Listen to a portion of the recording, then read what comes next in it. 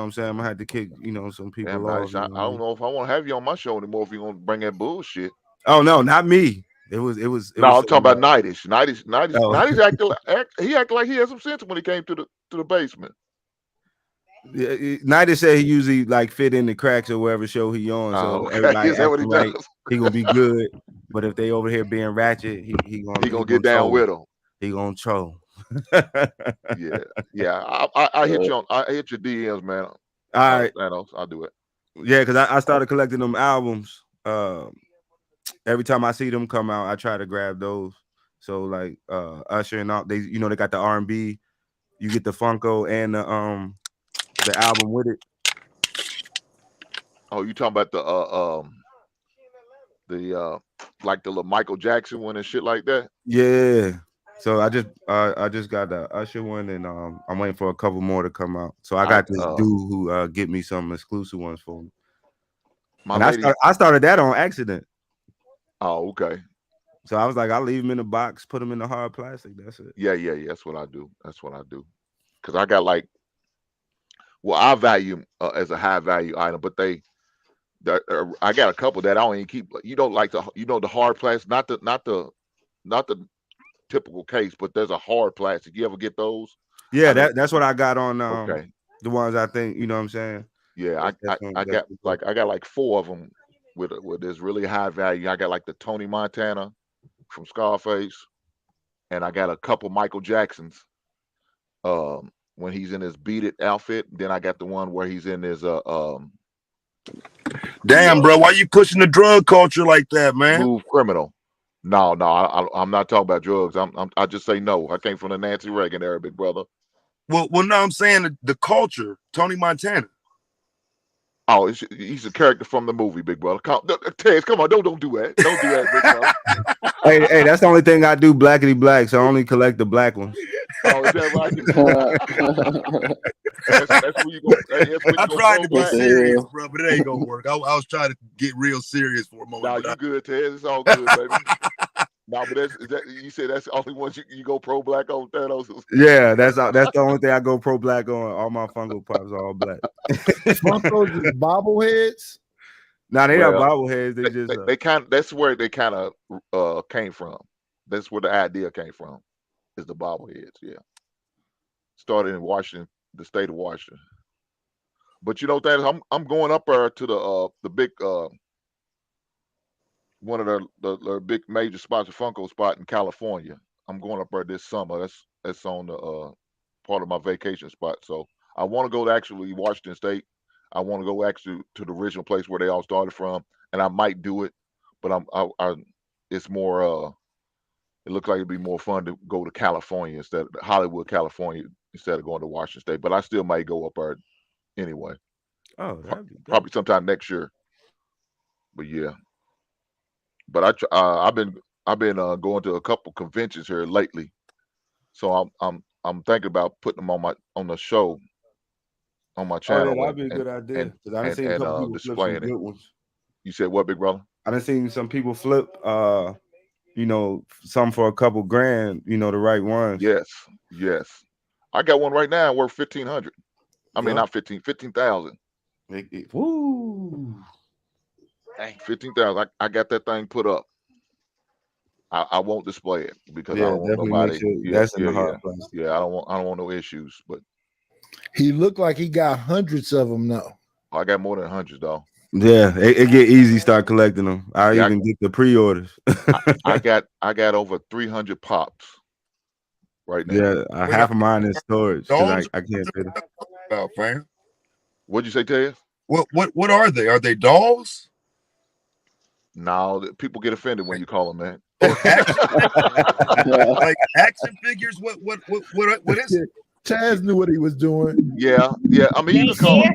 They're not action figures. They don't do anything. They are big heads. They look like 2 bars of soap going sideways on the top, just full of air. And they big, and the miniature bodies almost it's like double the size of a damn what's it called? Them damn Lego men, like 2 times that size. You know what I'm saying? It's the body. They don't move though. It reminds you like a bobblehead without the head moving. Okay. Around.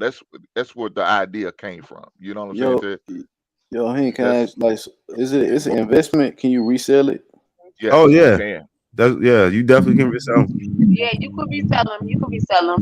I got like 100 action figures. You talking about that look like those little guys you buy from GameStop? Yeah. So Okay, this, yeah, I see. this the shit that they be having, cosplay shits and that type of shit. I forget what that shit called. It's some con, but like motherfuckers get together. What'd you say? Say it again. Comic-Con. Yeah, where they get together and bring all the action figures and all that type of shit. Yeah, I know some money in that shit though, bro. I don't fuck with that. It's some money in that. They do that. It seems like it'll be volatile though. Like, what if we in a scenario where shit hit the fan? Like, how would you be to resell them? What do you mean? mean? You wouldn't, bro. It's almost like a baseball card, right? Right. Okay, I get it. I feel that. It's not bad at all, man. It's a little hobby I just started, and mine. Look, Thanos, I started doing mine because I was looking for a special gift for my brother for Christmas, and couldn't think of none because I make sure I got him everything, but I knew he's a New York Giants fan, so I was on the NFL site, and I said I don't want to give him another jersey, but then I seen this damn pop. I said, well, I get him that. He ain't never had that like that. Well, while looking for that, I seen one for the Chicago Bears, the Walter Payton and the Mike Ditka. And that was my first two I ever bought. Was those? I think the first ones I bought was for the kid's mom, and it was like the all four Golden Girls. And then I was like, dang, them things pretty dope. So then I just started collecting all the music stars and movie stars, the black ones. And just, I was like, yeah, I'm gonna keep 1% of the pro black card, and then I know that's right. But nah, so that's what I'm gonna bring up anytime they be like, "Hey, you done left the hood, you don't love us no more." Yeah, show them your black pops. Yep. Well, y'all crazy. Ted, what's been going on with you, big bro? I guess he's not there. No, but man, it's you hear me, bro? Yeah. I said, what's going on? Yeah, bro. If you got time, bro, I'll run it down for you, bro. So, grandbaby was born at the beginning of the month. You know what I'm saying? Congratulations. My son's birthday tomorrow. You know what I'm saying? It's just been a long, congratulations to Taz. Long month, bro. Long month. But yeah, it's all good. All, like I said, we got births, we got birth dates. You know what I'm saying? Wifey birthday. It's been a long ass, good ass, wonderful month, but it's been expensive. But hold on, everything's great. Nighties, what'd you say? I said, why didn't the rest of the bandits say congratulations to Taz on his grandchild?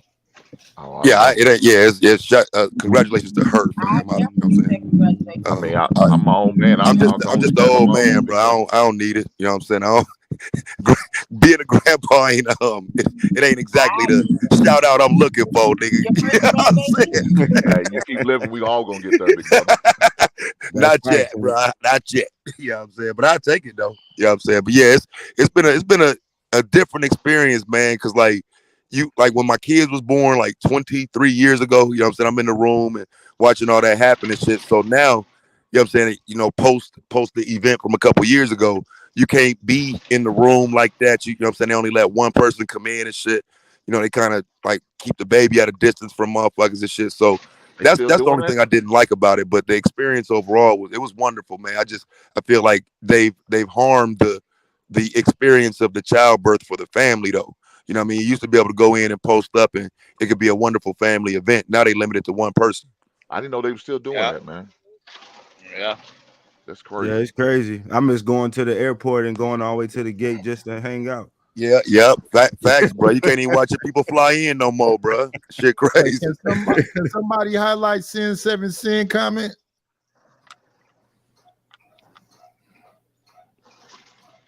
Yeah, I don't. Yeah, is Jay here? He may not be here. What she said? She said she got some shit from Princess and the Frog, so she'll never forget that you niggas might put a spell on her. Dang. Not possible.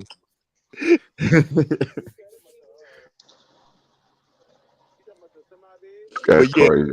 But that's one of them issues though, man, that I think hasn't been resolved yet is when it comes to like the medical field. I do think they got to be like extra careful and whatnot and you know what I'm saying, who they allow access to.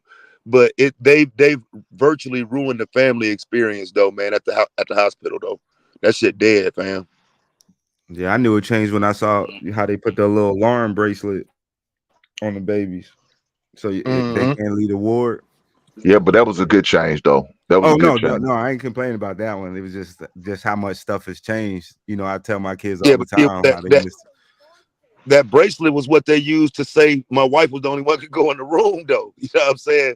They put the bracelet on her, so you know what I'm saying? It's like literally only one person gets access, and they wouldn't even let us like switch out or none of that. It's like, all right, so who gonna be the person? I just thought that was kind of fucked up, but you know what I'm saying? Other than that, did they change how they do the babies? Like when they come out, okay, my new baby, like the baby stayed in the room. They ain't go down the hall with them. Like the baby stay with the mama. As soon as you have them, they clean them off, and the baby stay in the room completely. Did they change it up there where y'all at? No, the baby. My first. No, it's still the same. From what she told me, the baby was right there in the room with him. Yeah. Yeah, they usually give you a choice. Everything. Yeah. Cause my first son, he was down the hall, and then they had to bring him back. But now my last son, he stayed in the room the whole complete time. They washed him off on the table, and when we got moved to the room, they brought the baby. I think that they keep the baby. They don't have the baby down the hall. You know what I'm saying? Yeah. Okay then. Yeah, that's what I was like. Shoot, I love my generation for the fact that you know I saw a lot of what was, and you know just the difference in changes now. Because I almost think our generation almost changed the fastest than the other one. You know, with all the extra stuff that, you know, that went on in these past 30 decades, 40 decades. 4 decades. Yeah, I think right now, man, it's moving at an accelerated pace based on information. Like, I think people give a lot of credence to the computer and technology and all that shit, but ain't nobody giving credence to what that means when people take all of that shit in.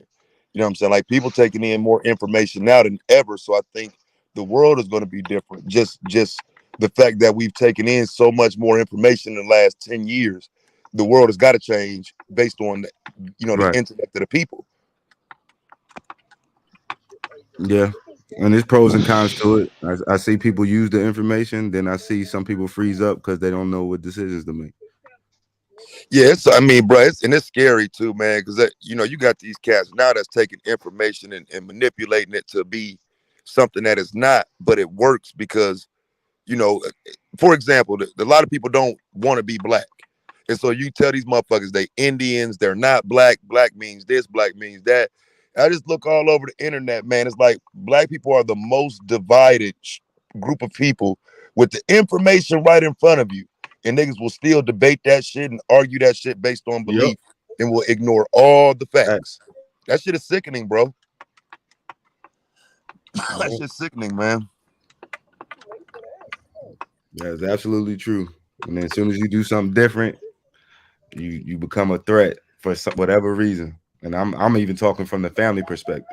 Mm-hmm. So it's not even talking to strangers. I was like, a lot of people, you know, treated me different once I left and began to explore and come back. And that's why I hate that whole narrative, you know, come back to the hood and help out. You know, like I've tried several times. You know, I mean, I help those who really want the help, but like far as bumping my head against the wall, I was like, I had to stop doing it because I was slowing up too much stuff on my end. Yep. You be like that. I'll be like, dang, your own family who told you to go out there and be great and then get mad when you go do it. So it's not that I want to run. Hey, I just be wanting peace. Like I want good grass, you know what I'm saying, manicure lawns and all that, and don't have to worry. Sometimes I forget to close the garage. And a neighbor will call and say, hey, your garage open. Those communities are definitely going away. They might tell and you. I bet you. and I bet you if somebody walking over there looking suspicious, somebody gonna call and put them police on their ass. That man did a call back. Hey, I told you, man, give me an old white lady at the corner across the street being nosy. Cause I ain't always home. Yeah. them good neighbors. That's what we call good neighbors. But yeah, man. Yeah, I know what you're saying because I got one like it. You know, it gets annoying sometimes because she tells you everything that comes going on. But then it's like at the end of the day, you think about it. Well, she's like a second security system for me. That is facts. But you gotta listen to him. It reminded me of that scene, The Devil in the Blue Dress. Denzel was coming home. That dude kept chopping down the tree. He said, hey, it's a man in your house. He said, get away from my house. Walked in, and that man grabbed him by his throat, put that knife right up on his neck, cut a smile on his neck. God dang. Dang, that's tough stuff there. Nah, but them a lot of them communities dying out. Like you can't even go to someone's house and tell them what their kid was doing if they was up to something they wasn't supposed to without you getting cursed out. That's where we at now. Yeah, so like I hear the community talk and all that, but like some of the small stuff, if we can't even get that stuff right, because everybody trying to be so different than how we was raised. I understand that, we more woke now, but I mean, I still came out pretty great under the whoopings and beatings. I mean, every child, you just gotta do whatever that's gonna get your child to where they need to go. That's why I don't even have that conversation as far as telling somebody else what to do with their kids. Because I seen the kids who don't know how to act, some of my kids' friends, but when they come over, they're a whole different kid. Even the parents will recognize it, like, you don't talk like that when you're at home. But you don't command that respect for them to do so. Because you want to be friends with them. Well, I just want them to explore themselves and be able to make decisions. So are they woke or are they sleep? Bro. I don't know if the kids need to be hearing no shit like that. Explore. Hey, Taz, you went out. Unless it was me. That's everybody. Cause I went out. That was everybody. Yeah, he dropped. Yeah, like I be joking about it, but I don't even like when you ask a kid what he want to eat for dinner. Right. Yeah, you gonna eat what I cook. That's the new shit. That's the new shit. So is that woke or sleep? That grandmama shit right there. You gonna eat what I cook, or you ain't gonna eat it all. It'll be in there though. No matter how strange the meal may be, you gonna eat that. Yeah. I'll be sitting at the table. Yeah. You go up in the house. Look, this child don't like this. This child don't like this. You got this whole pot with one thing boiling. You got something boiling over here and something frying over here and some shit in the oven like it's Thanksgiving. Man, that's too much food. And you know what happened in this generation that didn't happen in mine? Food spoiling. Yeah. And then they don't eat number 4 or 5 bites off of it and talking about they full and back on the game again, the computer. Man, back when we was younger, wasn't no leftovers. Wasn't nothing spoiling in no refrigerator. Yeah, that's something I picked up later years. I was like, I make sure I make enough or whatever like that, but leftovers, unless it's like Thanksgiving or Christmas or some special meal, yeah, I usually don't eat it again. Oh yeah. But I set myself up like that. Yeah, I just have my wife just cooking enough to if you don't feel like cooking that, we're gonna eat that. Sometimes them leftover goods seem like the seasoning soak in. Shit. It be good. I ain't got no problem with it. I think mine cutting out. I'm going through these woods. But yeah, man, get y'all a passport, man. Go see some of these countries, man. It's a whole different experience. Everything mostly class-based though over there. So if they see you got a blue passport with American on it, you usually don't get too many problems. Ain't no place perfect. But man, you get to learn and see a whole lot just leaving your neighborhood. Because I got family who like went to school, born, raised, and still there, never left. And everybody huddled together. Mm-hmm. Like scared to separate, or if somebody leave, find some reason to bring them back. And it breaks my heart every time. Because they think I'm doing something that's just so crazy. And I'm like, nah, it's just as easy as buying a plane ticket and taking a flight. But that fear, that whole fear mongering, like they was talking about earlier. Oh, if you go over here, this gonna happen. No, just go over there with some sense, and you be good to go. Of course, some stuff happen, but it ain't the majority. Well, I've been a flight to Germany with a crying baby the whole way. Not gonna happen. Yeah, that's the thank God for Bose QCs, because yeah, a crying baby on the airplane, especially if it's more than 2 hours, yeah, definitely. And you can't go nowhere. Nah, I'm good. I take my noise canceling headphones. Thank you.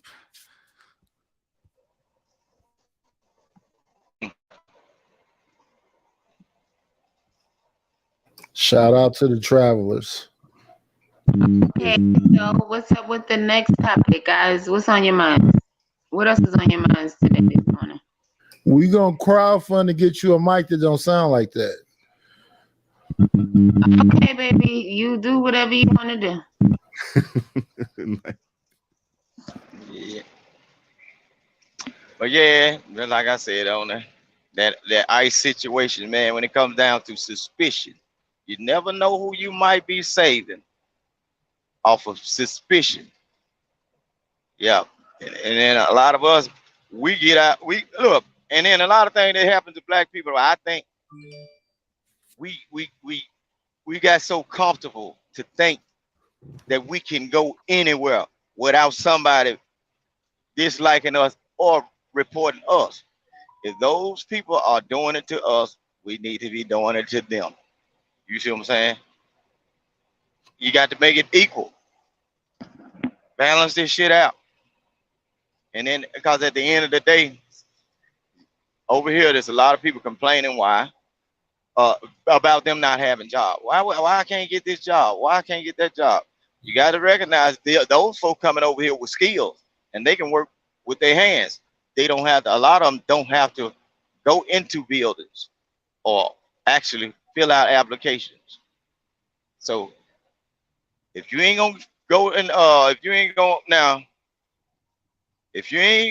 gonna call them folks now, don't even complain about when your jobs are short for the little things you could do like mow yards and gain extra income. When they come over here and take those little jobs to get the extra gas money, don't complain. Don't complain. You definitely got that landscaping on lock. Yeah, don't complain now, because that's the big thing. You got a lot of people that's coming over here that ain't never had nothing. You know, the person that ain't never had nothing, some of them got skills. They got skills that's necessary to do certain jobs. And over here, y'all, a lot of people don't have those skills. So you basically, by not sending them folks back, you ain't even giving your children time enough to enter a college or a school in order to get skills to compete. They already taking the job. So you better get the vote. but Vic, you talk about jobs that what we probably consider low paying jobs though. It don't matter, but somebody need it, Hank. Somebody need You're it. right. Instead right. of a grown person, it's okay. Just think about all this. I would encourage my son to go into a trade school. Right. That's what I would encourage my son to do. Now, if I got to compete with my Mexican brothers and sisters, then so be it. Yeah, you could do and about another that. thing, a lot of these look. Go ahead. A lot of okay. Basically, I'm going to tell you about them low-paying jobs. Basically, you not competing with them. Your children competing with the grown people that are taking the job. For all the times that your son or daughter that's at a young age that want all this stuff could have went over to mow their neighbor yard and made that change and took a little load off of you. Now you got a grown group of people that's foreigners, illegal people that are competing with your children for the yard work. You see what I'm saying? Well, it could have been a 15-year-old American person that could have did the whole neighborhood and made money, took a little workload off of, took a little money that could have been spent, take the weight up off your parents. The grown people, though, they got a whole team that's mowing whole apartment complexes and everything, and ain't none of them got paperwork.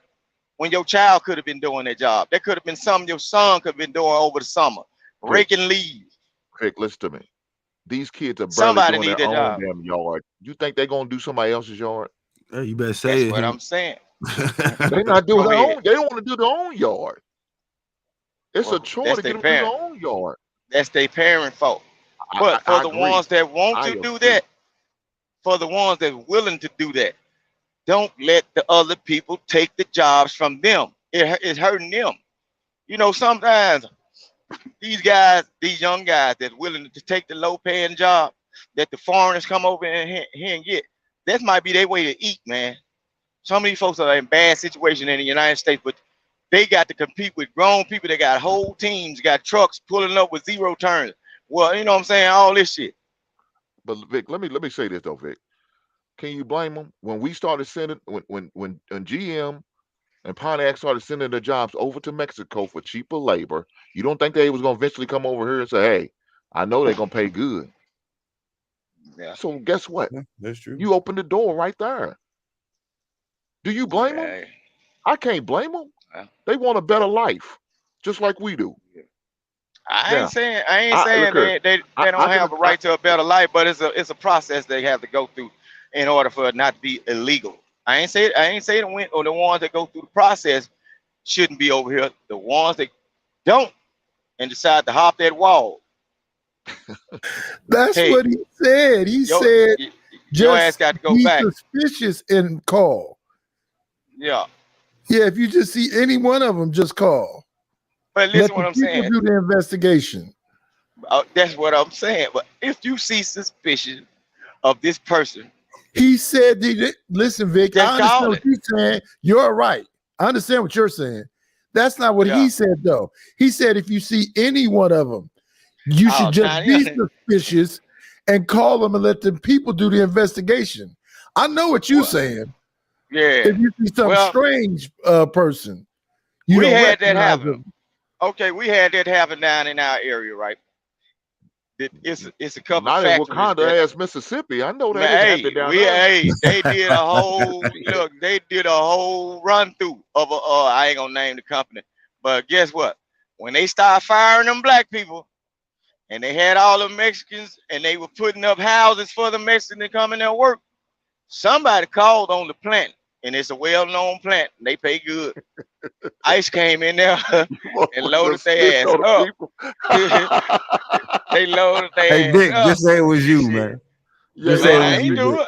I ain't do it. Hey, look, it had to be a worker. Cause people start complaining, man. Look, they hiring all these Mexicans. They putting trailers out here on the lot for them. Man, they call them. Shit. Vic, let me ask you a question. It's black people working in a day. As a result of it, black people got their jobs back. Is start with VIC? No, I ain't do it. Dang, but look, by them calling, all those jobs was filled back with Americans. Vic, stop calling them down and say me. Whoever did a good job, cause they were slowly. They were slowly getting folks out of there, man. I know some black folks that were working over there getting fired. They won while they were getting fired. It was your co-workers. Look, they said every day I see another Mexican in there. I ain't got nothing against Mexican people, but majority of them was illegal. Them folks got their jobs back, man. Hey, wait, why they got fired for no reason? They got fired because they were over here and wasn't supposed to be over here. They were working up under other folks' not names. The Mexicans, the other people who lost their job. They got fired. They come up with anything. They were finding black folks. They was late to work. They were finding them folks because they hired. But then they were, and every person that they fired, they replaced them with a Mexican. Stealing boxes. Ah, okay. Nah, man, so they was acting like them people in Chicago at the Walmart. Man, trying to join. However they did it, they did a good damn job. Cause them folks was up in there.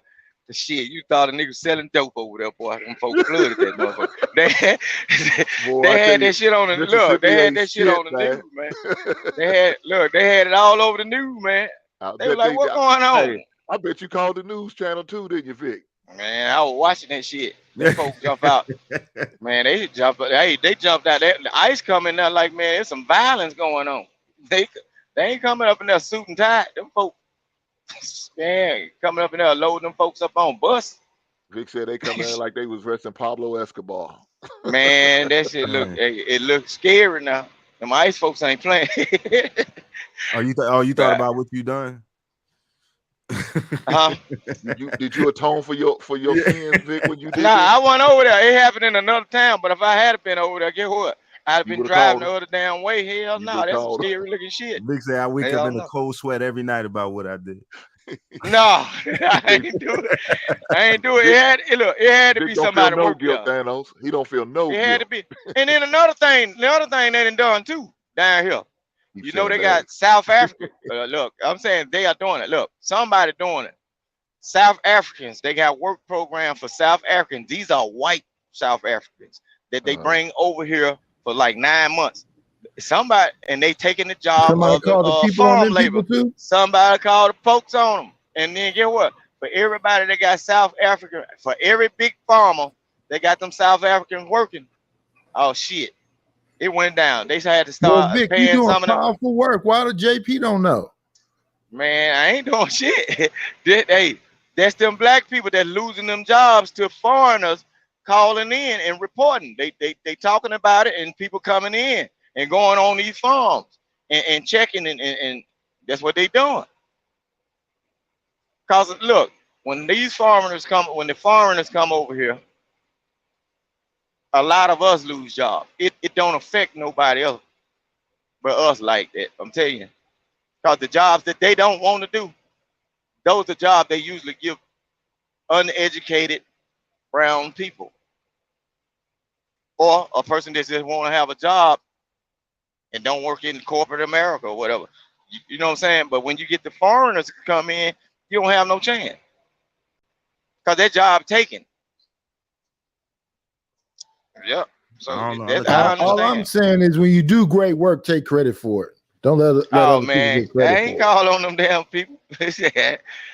I just know, like, we got all kind of stuff down here, man. They've been doing that stuff for years. They've been bringing illegal people in, and then you notice, well, down here with the Mexicans, all of them always have the same damn name, Jose or Joe or some shit. All of them be having the same name. You can tell there's something going on when you see 6 or 7 or 15 folk with the name the same names and shit. You can pretty much tell. And every time you ask them something, they talk about I'm such and such. Well, shit, I was just down at the other store and I ran into him that same name.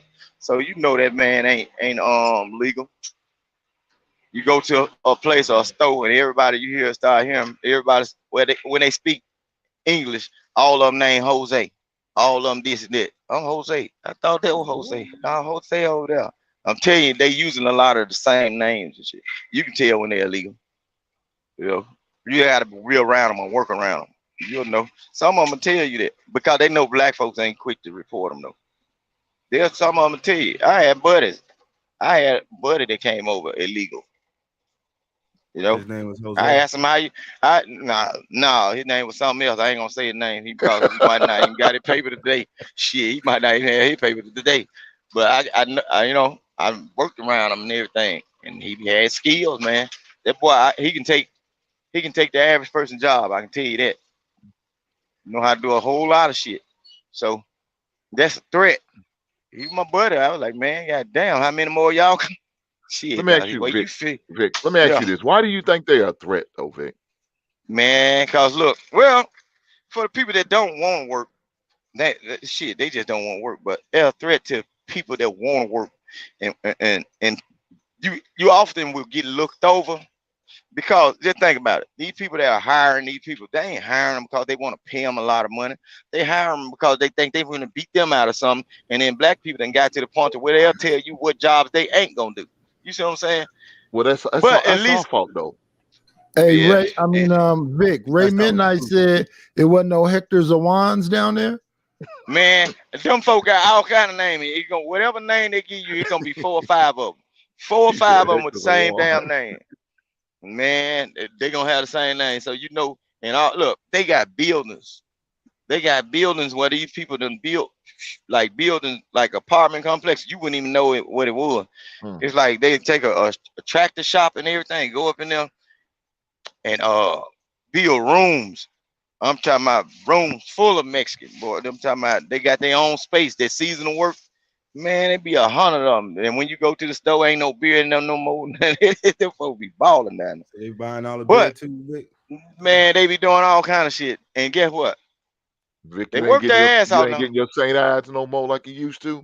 Man, they work their ass out, but I know for sure No, it was some still of them are reserved. not legal. Some of them folks are not legal, but Dang, not still folks just don't. reserved. Yeah, dang. Some people do. Nah, they don't about to drink this shit. But drunk, double deuce. old ass drunk. Vic, what do you drink? A Pabst Blue Ribbon? 211. I drink Coors Light, man. I knew he was drink gonna that say shit. Coors Light. That mean you used to hang with Yeah. white boys when you was young. I don't drink that all that other stuff, man. No lord. What about like Corona? that You Milwaukee drink Corona? best Corona. I will. They got a bite to it to me. The back taste of it's all right. I had to drink it with like that salt, that beer salt. What about No, Blue that Moons? ain't You drink Blue Moons? Nah, I ain't. I see it all the time. I drink Dos Equis. I drink Modelo Black, and stuff like that. Maybe a Heineken. You It's called Heineken, on all them right. people when you drink Modelo? Hey, shit. I said Modelo and import the beer. Look, but Hey, the night beer is came in his over. hand when he dialing the phone numbers. Look, the He beer taking the swig come while over he here. on hold. Look, the beer when they import that beer. He taking When a big they old import gulp the while beer. he's going. Look, when they Boy, import Vic the ain't beer, guess shit, what? man. When they import the beer come over here with its paperwork attached to it. There So they you need go. to come with There theirs. you go. Shit. Fuck that. Shit. Vic said The beer come with the proper documents. Vic said the beer got better paperwork than they do. You goddamn right. The beer come with it. The beer got that shit together.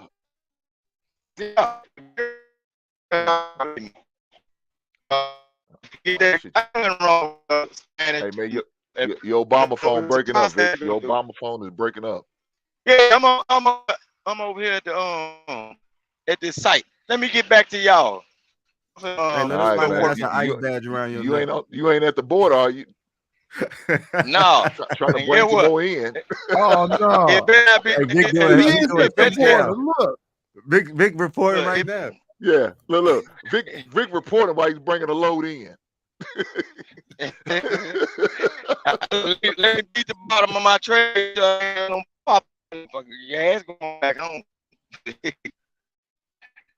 I got you, Vic. I got you, big brother. Yeah. I'm gonna stay up. It's all good as long as they come with the right work. They was the right shit. You breaking That's up bad, Vic. still reserved.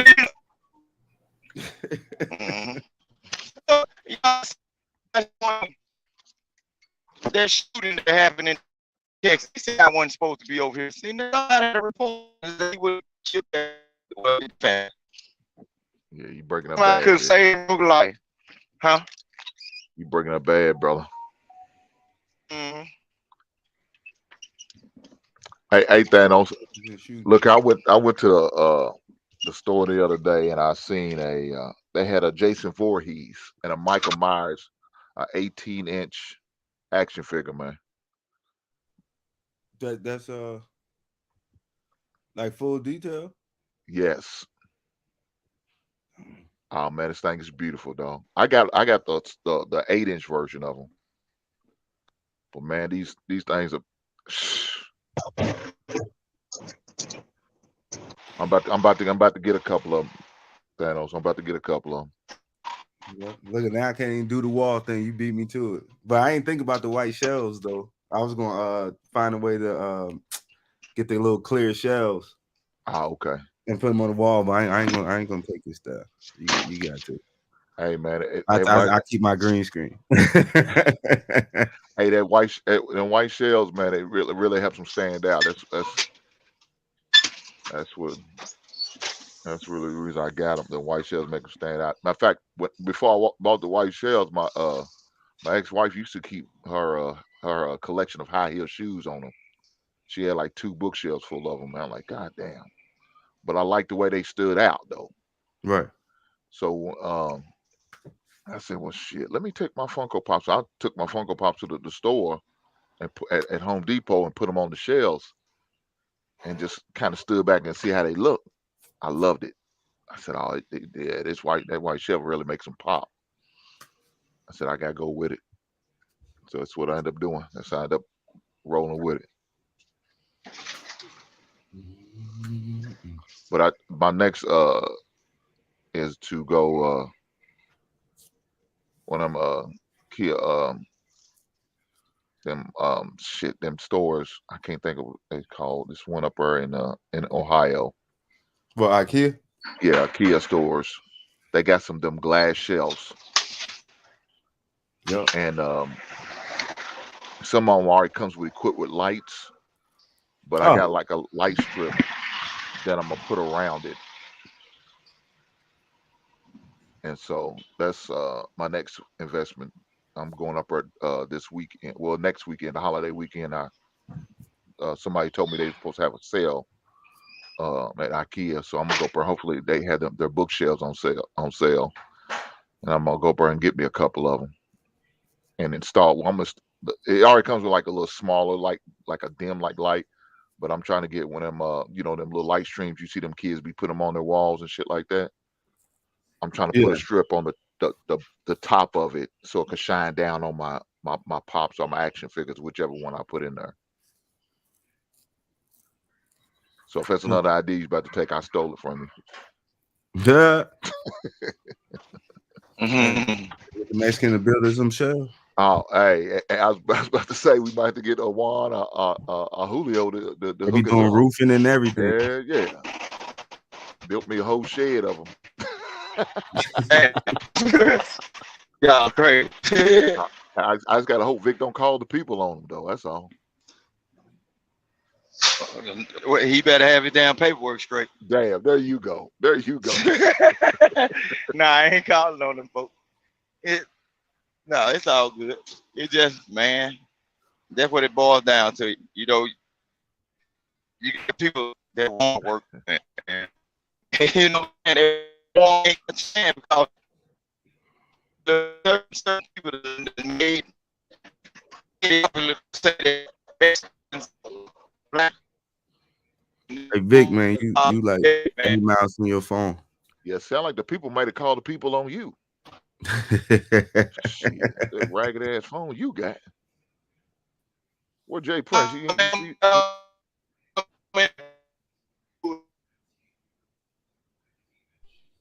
Yeah, hey Jay, you there? No, he in the back. He probably dealing with his babies. Okay. I think he spilled some of that Steel Reserve in that phone. Oh, okay. Well, I mean, it happens like that. Nah, hey, shoot. Speaking of that, hey, Cognac France, they got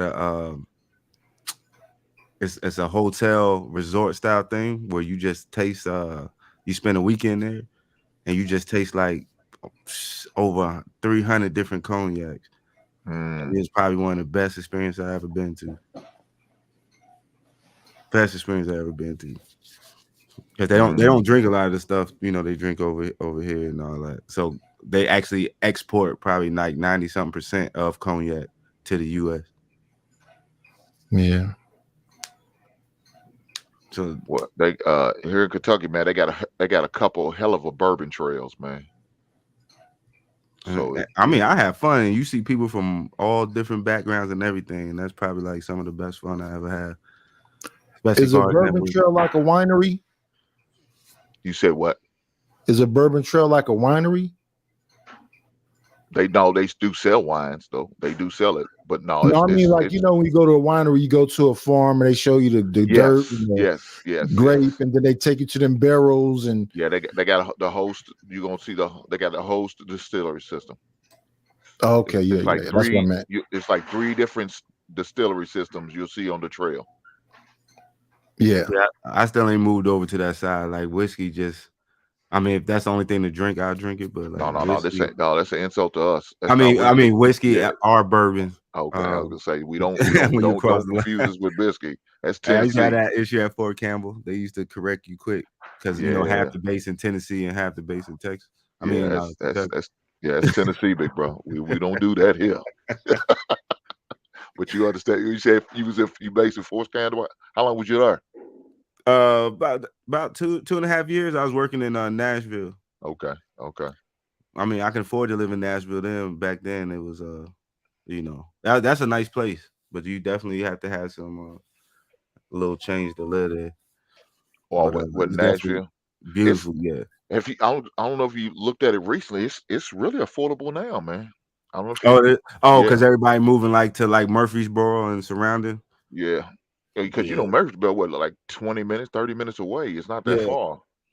So you pretty much right in there. I got some family down there in Nashville, and at one time after my divorce, I was it was two cities I was looking at, and one of them was Dallas, and the other one was Nashville, Tennessee. But I didn't end up moving, but because I wanted to make sure I'd be here for my son, so that's the main reason why I didn't. But yeah, Nashville's nice, man. It's affordable now, so I like it. I like it.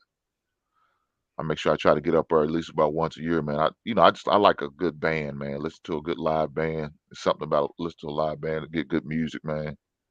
It's good stuff, man. Hey, I just tell them get out your house, get out your city, go see. That's it. And Nashville's really growing. Yeah, it was crazy. When I was there, I think around 2006 to 2008. Yeah.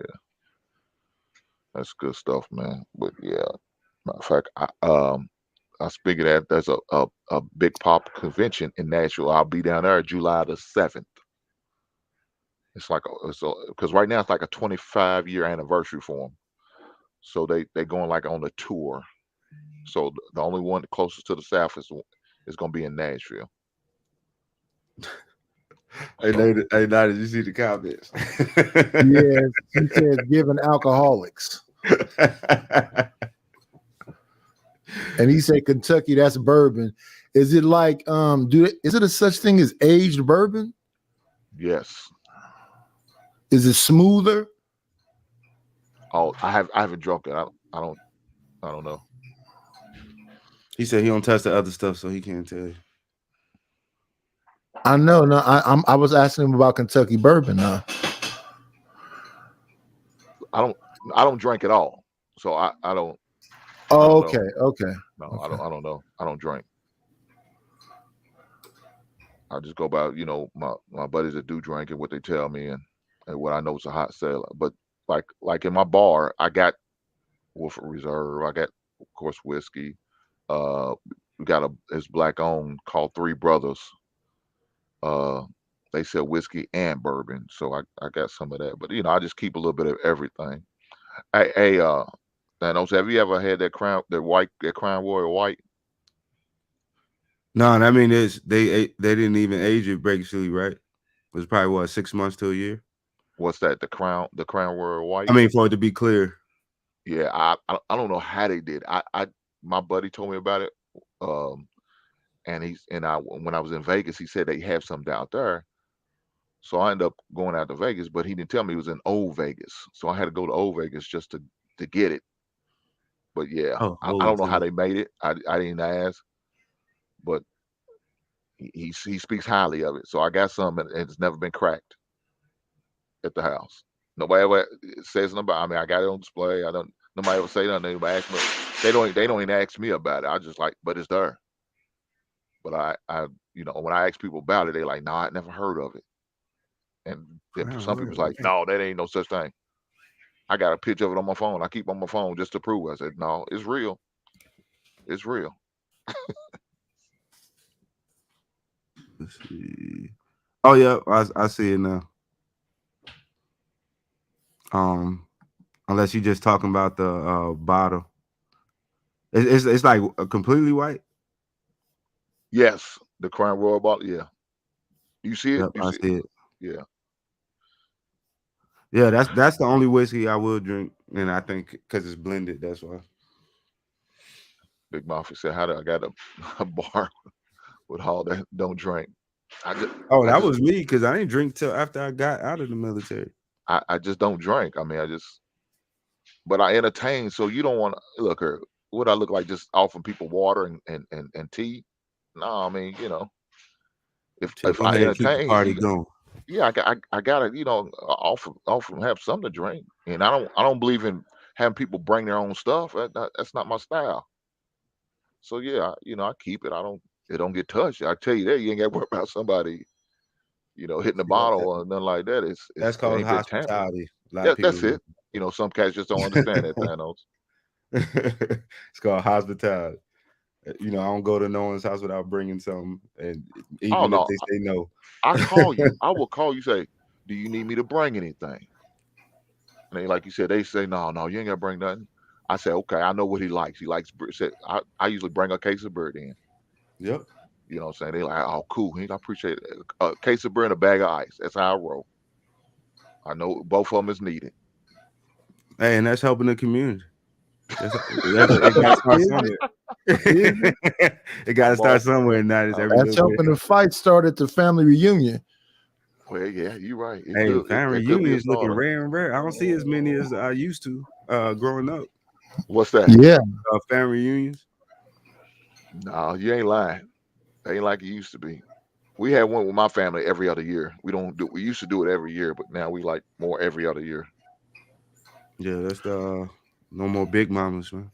Yep. Well, we used to do it every year too.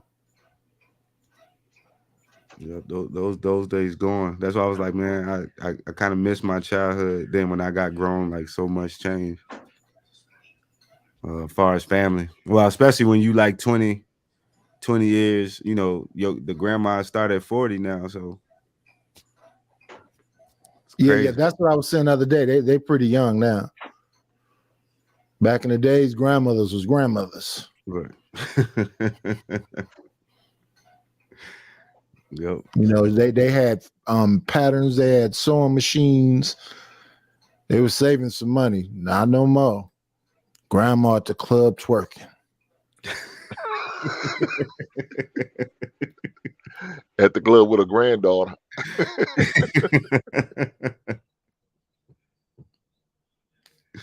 Yep. She got a bunch of pictures looking back at it. Damn, nice. Don't tell all the secrets. Yeah. But now if you gotta move different. Shoot, I got both my boys.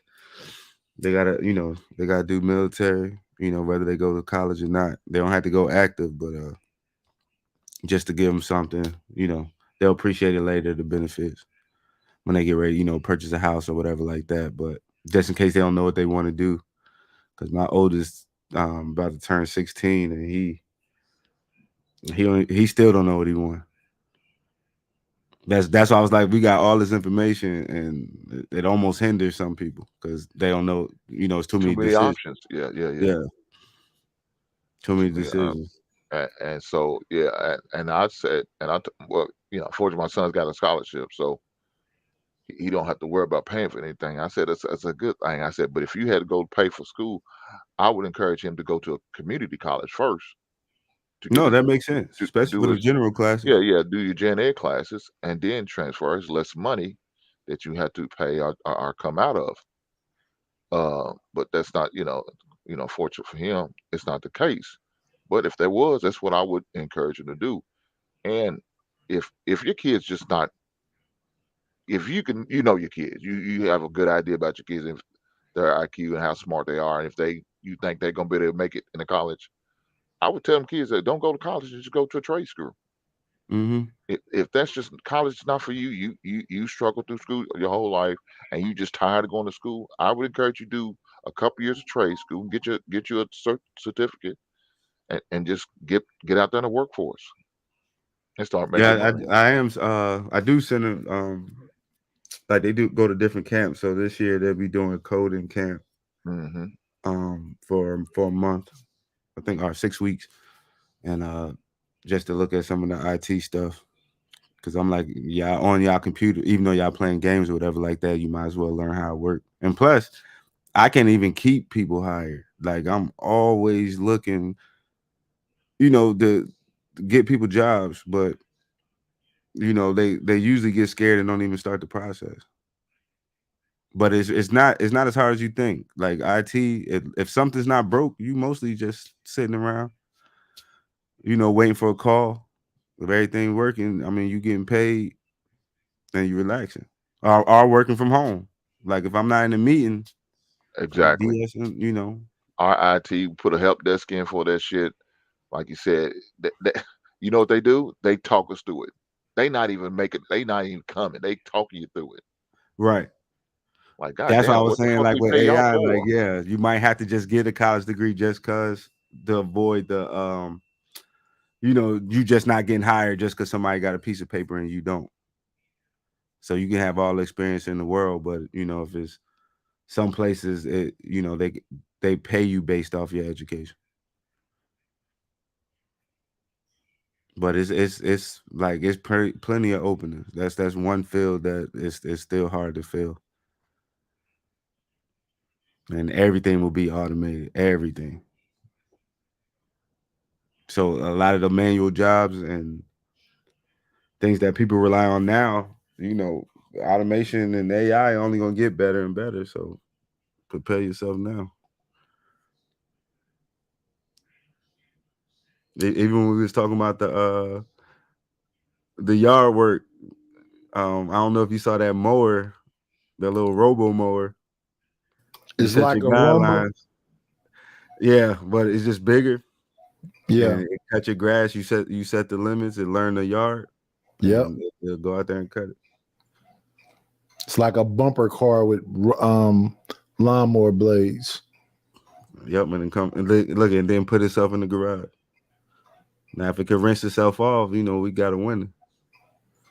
Hey, I was looking at an old clip of Elder Barge on I think he was on Arsenio, and he was singing a song called I Care For You. So I said to my smart TV, play I Care For You. And the TV said, I care for you too. Damn. She didn't mean it, 90s, right? You know she didn't mean it. Oh yeah, I know she Alexa be telling all your business.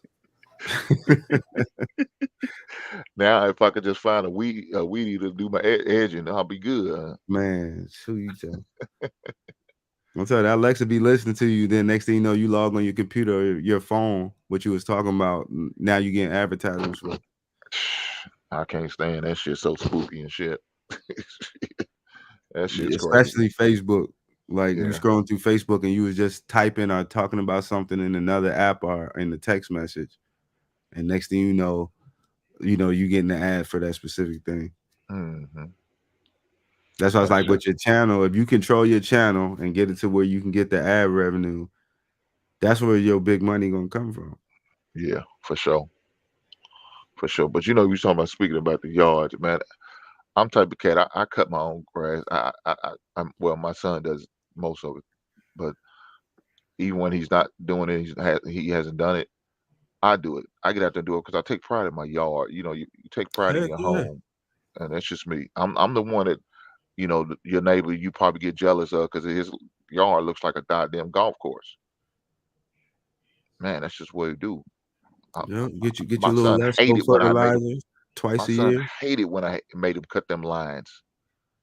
Oh yeah, he hated it because he felt like it took longer. I said, dog, it really doesn't. I said, once you get used to it, it really doesn't take as long as you think. But it make your area look better. I mean, it just make everything. Well, he doesn't see it like that. He just looking to get the shit cut. Like, man, come on, stop being lazy. We ain't gonna do this. But I said, dude, I don't make you weed eat every week. You just cut the yard every week. That's it. I make them weed eat twice a month. You good? It ain't gonna hurt you. Hey, I told my boys, I was like, yeah, the reason you weed eat, I was like, don't you get a line up when you get your hair cut? What you said? Don't your hair look better than if I just cut your hair and then line you up? You need that little shape up around there. You know, you don't want that Eddie Monster hanging over. You got to get it all the way right. So yeah, I'm that guy. Like you said, fertilizer. They coming out shit. Yeah, that deep green carpet. Oh yeah, man. You know, I hate it when I see my grass turn brown. I'm like, God damn, it looks so ugly. I can't wait till the spring. It should start greening up again, looking better. Yes, sir. I was out there yesterday pulling weeds up around my damn air conditioner. Yeah. Now I gotta spray the shit. And you know something about that? I know the chat probably like, what the hell are they talking about? It's part of life, guys. It's home ownership. It's home ownership, baby. That's what homeowners do. These are homeowner problems. So I had to get some weed eater, man. And this shit they sell in the stores are so goddamn weak, man. That's pitiful. So I got some at Roundup. I had to use some of that shit probably about 3 or 4 times just to get what my old weed killer would do in one drop, in one spray. I can't stand that shit, man. They got a class action suit for them. What for who? Roundup? Roundup, yeah. Look at the Mexican snitch coming up here now. What's up, baby? Hey, how many you get, Vic? How many you get, Vic? I mean, I get. You have it round up in the car. You got about 20 in the back. Nah. I don't understand it, Vic. How do you live with yourself, man? You bring them over here, but then you call on them. I know what you're doing. Man, you're doubling up on your money. That's what you're doing. So you call on them, you get them back over, they go fight to get back because the kids are still over here. Man, no. They all right. Leave their head where they at. No. Hey, but in real life, throughout my trucking experience, though, man, I done had people approach me about that. Like, and I'm talking about, man, cutting like regular. Look, I used to work down there. I used to be, I used to work down there in Laredo. Is that what you talking about, Vic? Yeah. Okay. I used to work down there in Laredo, Texas, right? And they got like a station down there where all our trucks were for a certain company. I messed around and went in the mall, me and another guy. See, they sit and watch you. And they try to figure out who you are. My homeboy had a trucker headset on. See, I knew not to wear mine, because you so close down there. When you go like places like Brownville and those people, those cartel folks, they down there too. They approached us. We went to the hat world. They approached us in the store. Talking about, do you want to make some extra money? Hell no. I said it real nicely though. I said it kind of nice. I said, hell no. He said, you know the lingo? I said, hell yeah. He said, okay. But hey, the motherfucker sharp, boy, the Mexican there, with the serious. cowboy boots with the long They toe. look, they tell you, oh man, you get such and such money ahead. Hell no. I'm not finna do shit like that. And they got some people that do it though. They be talking about like $1,000 a person or some shit. I say, damn. No Lord. I got scared, man. I immediately got up out there with them small people. They were sharp, boy. I'm talking about look, some of them young, old, and everything, man. They getting them over here. Some of them trucks bringing them, and they got different ways of doing it, man. Them folks will approach you about that, especially in trucking. And we'll pay you now. They will pay you. So be careful out there. When I was younger, I used to work for my uncle. He had city contracts. We used to do landscaping. So he had a paper with the plots. He'd taken like 30 plants, 10 trees, seeding, watering, and all this whole thing. That was hard work in a hot summer. Oh man, and sun then ain't hot. take you to breakfast in the morning. You order some stuff at the end of the day, try to give you $13 because he said, now your breakfast costs this much. And you had a little cocoa. That was my uncle now. Mm-hmm. See, that's when I used to work. She didn't want to work now. Man. It's I stuff go to like all that these still stores go and down. restaurants, and they ain't got no work. People still do that type of work down here, like mow their own grass and do this. They got better equipment though. Like a lot of black people got a lot of better equipment. Instead of riding a push mower or one of them regular mowers, there's a lot of people down here got 0 turns. But if y'all keep on letting the Mexicans come over here that didn't do their He paperwork, went right back to it. you're never gonna be able to use your lawnmower. Yeah, when I was young, I did all kind of stuff. We washed cars, collect cans, collect bottles, a little bit of some of everything. Yeah, we did that too. My grandma used to have a pickup can. We used to walk, when you walk to the store with her, she tell you grab that plastic bag. You walking all the way to the store because she like to walk. Walked all the kids to the store. Don't miss a can on the way there. Don't miss a can on the way back. So the neighborhood be pretty much clean after all the black people are hustling for the cans. There might be paper on the ground, but that aluminum ain't gonna stick. They get that. There's a lot of when I was coming up, cause my grandma was old. She was old. Gardens, I had to chop grass around the house, and I even pushed the little lawnmower with the spinner blade. You got the sharp. Yeah, you just push it back and forth. They got some new ones that work real good, but that one, Yeah, push more. yeah, it ain't have a motor. It just had a spiral blade in there. Yeah, yeah, Push yeah. it back and forth. Yeah. Yeah, I used to be a slave once in a while. for my grandma. Yeah, and then she pay you off with them sugar cookies, them big old oatmeal cookies. Yeah. But them the good days for me. I ain't number 37 though. I just grew up around a lot of older. My people were older. And you got people don't want to do regular work these days, so. Hey, the Northerners taking over your state, Vic. Huh? I said the Northerners taking over your state. The Northerners? Yeah. I'm ain't setting up a whole bunch of buildings down around Stennis. And Man.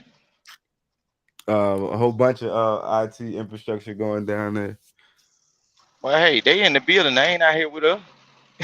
They in the building. They ain't out here with us. But no, they in the building. They can do whatever they want to do. Look, for a young kid that's a boy or some of them girls, man, where the money is when you can go work with your hands. See all that technology. It don't take nothing but a fool to shut that down. The best thing to have is to be able to make money right then. Everybody that works in the building, they try to put you on salary.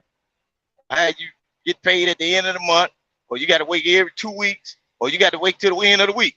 If I'm a carpenter, if I'm a plumber, if I'm a painter, if I know how to fix tires, if I know how to do any kind of manual work with your hands, get what I can say? Well, Hank, you don't like your yard with the grass up. It ain't gonna take me an hour, and at the end of that hour, I want my money. I ain't got to wait till the weekend. If I'm a plumber, your toilets are stocked up. I done spent my money that I earned from other jobs to buy the necessary equipment to do the job. I can say, well, this job ain't gonna take me number 15 minutes. But guess what? Hank, you owe me $500. I get paid right then. You know what I'm saying? Yeah, that's the best kind of work. That's the best kind of work, because ain't no robot coming up in your house and unstopping no toilet. Ain't no soon robot to come. Guess what? He ain't coming to my damn thing. Y'all seen what happened on Terminator? Y'all keep on playing with that technology and bullshit. Nah, they're gonna change the toilet altogether. It's gonna be vaporized. Whatever you put in there is gonna get vaporized. Man, it's gonna be waterless, so you can save the plant. I go back to shooting the shit in the woods. I ain't sitting on the toilet like that. You Fuck can't around stop some white. Look, some You white put your outhouse out there, huh? some kind of abuse and it hit the toilet and that your ass.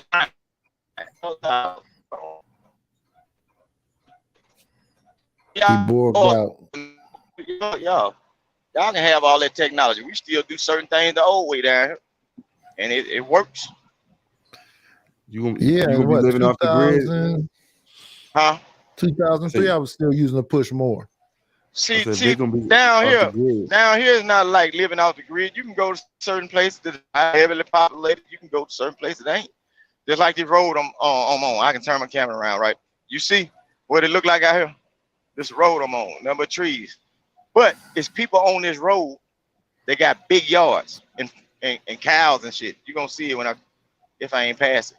But like, oh yeah, that's when you got the big front yards and you drive up to the house. That's hard. Well, when I get down there to the but it's people stay out here. Like some of these roads, you can't see roads But like people, you see that way? There's somebody's house up in there. There's a road back there, somebody's house back there. This is just the area I stay in. But if you want to go to a heavily populated area, you can go like Tupelo. You can go to small place. Vicksburg ain't big, but you know. Oh yeah, I got a lot of stuff different down towns, there, man, too. ain't it? It's money. That's where It's Richard money in Pryor Vicksburg from. too. Huh? That's where Richard Pryor from. From Yeah. Vicksburg, Mississippi. No, from Tupelo, Mississippi. Tupelo, yeah, they got the casinos up there and all that. You know, My up father there where was from Practical Jacksonville, stay at. Mississippi. It's kind of city like South Haven and all that. Walls, Mississippi and all that. That's up there by Memphis. Like I got a brother, he stay in Mississippi, but he worked in Memphis. You know, you can go to wherever you want to go. It ain't always just country now, but some people down here, they just like the old way and the way it is. They ain't too big on trying to live a fast life, you know. And down here, if you stay in a certain area for so long, you tend to know who around you. You know what I'm saying? You pay it. So if you come through the neighborhood looking suspicious, yeah, we calling them folks on your ass. But y'all be Ain't no having one person. hurricanes, huh? Nah, that's down south. That's farther south than I'm like in northeast Mississippi. You talking about like Gulfport? You talking about Gulfport and In Biloxi. down there by Louisiana? Yeah, Biloxi, yeah. Yeah, I had to stay. I had to go to school there for a year. It's in the smooth airport. down there. It's cool. It ain't like it used on now. It used to be popular when they had all that stuff on the beachfront. I went down there before the hurricane, and I went a little bit after. It ain't seemed the same to me when I went after Yeah, the because my hurricane. people that still live down there, they say you want to buy a brick house. Talking about the best thing, man, when you live on a coast like that, man, you have a brick house or a block house probably be better. A house made out of block, it probably be better. What, like cinder block? Yeah. Yeah, Like a that's how lot they of build- that's how they build overseas. Most of the construction is concrete and the cinder block. and then you got less chance of mold and you know your house rotting, termite damage and all that stuff like that. But you know, yeah, build it like you want to build it. A lot of these new houses they building ain't worth shit. If you see how they put them up. Hey, that's how it ain't- that's what Ryan doing, buying up land up and down the East Coast, building up them houses in 2.5 months. Yeah.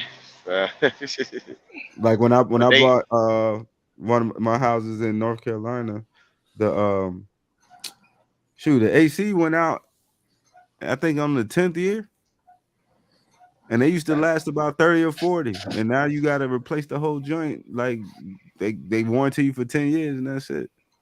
What's it called? What they call it? Obsolescence. Where they make it so it can fall apart quick. Yeah, Planned obsolescence. that's why I was talking about the American made stuff. Like, shoot, if they made everything American made, most people Oh yeah, wouldn't be it's able gonna to be afford planned nothing. out. It ain't gonna last long. Because you have people saying you ain't paying us enough. We trying to make things affordable so we can either give you a high salary or keep the product cheap. Man, I remember a long time ago, man. Look, staying in my grandma's house, like refrigerators used to last so long. I know. I remember I was a kid and I grew up in the same refrigerator still in the house. Everything. Same. Everybody used to have two refrigerators, same TV. They done just broke the knobs off. Now you got to use pliers to turn the channels. Yeah.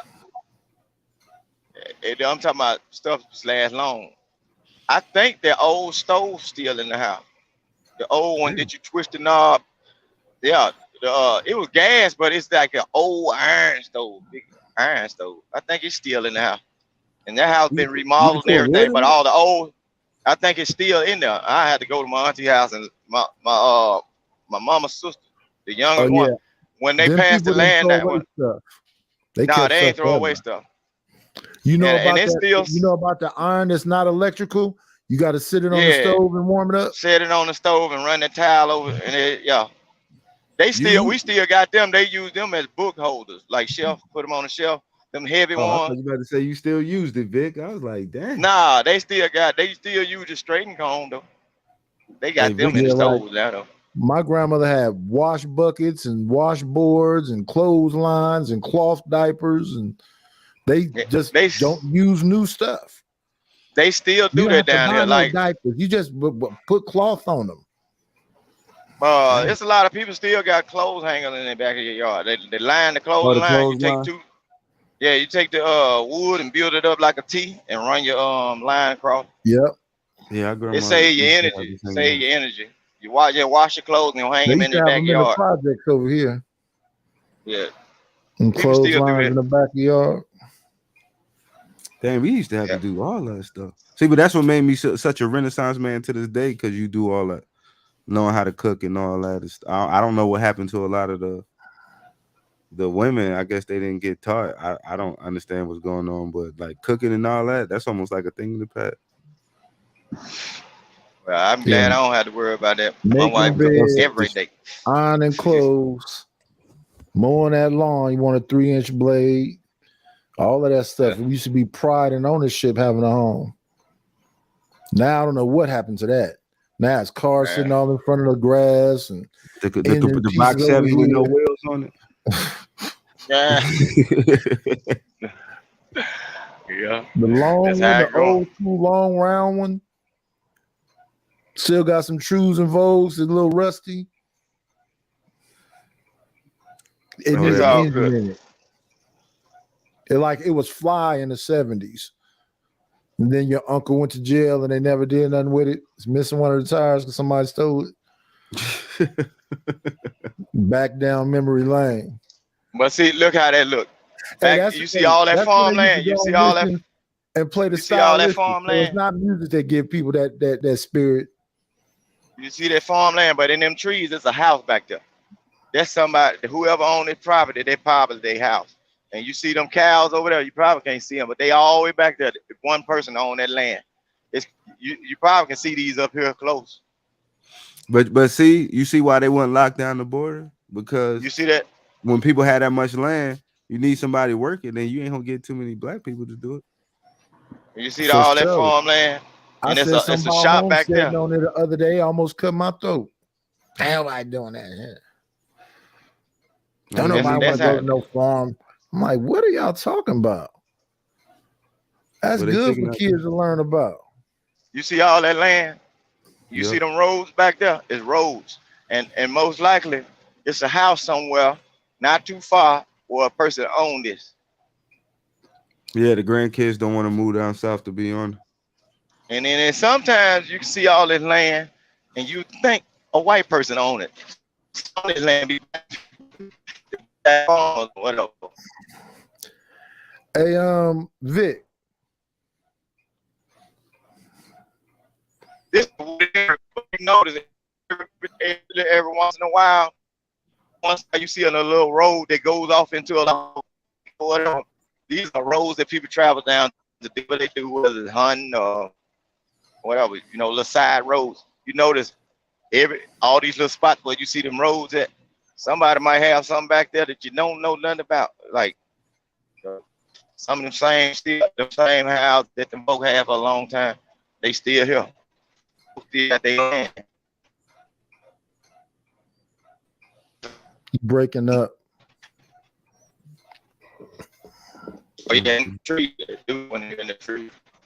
You froze too. Oh man. Oh, you clear again? Go ahead. I'm good now. Yep. Yeah, a lot of people down here still got ties to land and they still working the land. They just got better equipment to do it. People still buying property down here, like in all these trees. Certain places they got work sites where people done left and coming back and they get the land cleared and they got big pretty houses. I'm talking about big pretty houses too. And what y'all paying in the city just to live, they'll pay that one time and have them a house, yard, and they'll away from people. Yeah, but if you choose to stay in the city, I guess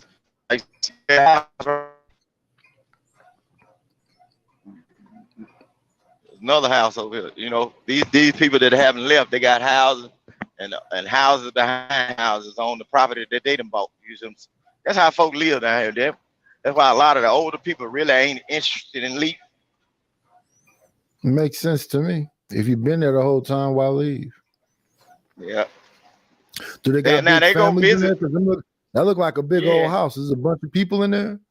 Man, you got regular black people got families. You're talking about thick certain cousins and stuff, man. It's certain families with well-known last names. You know it's 15 or 16 cousins and shit. They still rocking like that. You got some of these young girls down here got about 7 or 8, 9 kids. Shit, dude, these folks ain't studying nothing that's going on the internet. They doing it. You know what I'm saying? They having them babies. You ever mess with any coon? You talking about raccoon? Yeah. Yeah, they do it. I haven't hunted them. Like you got to do that late evening because they come out in the evening, and then you got to have somebody. You got to have permission to go on certain people's land to get the raccoon. Is it a lot of meat on them though? Yeah, you can get about 1 or 2. That's all you need, 1 or 2. Yeah, there's a lot of meat on there. I'll be watching something called Country Style. They eat everything. Oh, they got alligator and coon and what else? You talking about that family over there in North Carolina? Yeah. Jism, that's that guy. Yeah. Art. I be watching that too. I think I've been watching the same thing. That guy over there in North Carolina, they do them barbecue cook-offs and everything. Yeah. It's him and Jism and the fireman.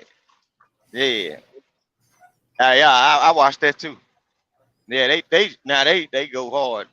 Them some old guys. You see when they do the hogs and all that. Yeah, they cook the whole pig. Man, but you see them old guys, they hang around. They healthy and look strong as hell too, don't they? Yeah. All them old guys, and then land. Just look at the property that they got when they get together as a family, and all them folks be in their house. That's Southern living. That's how it happens. That's just Southern living. That's what's wrong up here. I don't see families together like that. Yeah, that's just Southern living. Back in the day, not in recent time though. Yeah, like that night when Big Mama passed away, all that stuff broke up. Just like that night me and my wife was on the internet dancing and playing around. We had just came from a family get together then.